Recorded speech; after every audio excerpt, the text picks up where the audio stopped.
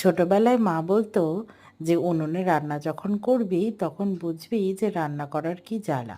ছোটবেলা থেকেই রান্নার প্রতি একটা ইন্টারেস্ট আমার গ্রো করেছিল, কিন্তু মা কোনোদিনই রান্না করতে যেতে দিত না। কিন্তু এখন আমি নিজের মতন করে রান্না করতে ভালোবাসি, আর শত ব্যস্ততার মধ্যে রান্নাটা রোজ দিনই আমিই করি। তো আজকে দেখো, মেথি শাক ভাজা আমরা প্রায় প্রত্যেকেই হয়তো ভালোবেসে থাকি। আর আমি সবসময় বাজারে যেতে পারি না, তাই আনতেও পারি না।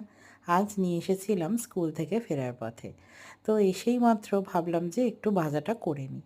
কালো জিরে, কাঁচা লঙ্কা, পেঁয়াজ ফোড়ন দিলাম, তার আগে বেগুনটাও ভেজে তুলে নিয়েছিলাম নুন আর অল্প একটু হলুদ দিয়ে। তারপরে শাক ভাজাটা দিয়ে একটু নুন চিনি দিয়ে তার উপরে দিয়ে দিলাম বেগুনগুলো, দিয়ে ভালো করে নাড়িয়ে নিয়ে বেশ খানিকক্ষণ ঢাকা দিয়ে রেখেছিলাম। স্মেলটাও খুব সুন্দর আসছিল, আর ভাত দিয়ে তো দুর্দান্ত লেগেছে।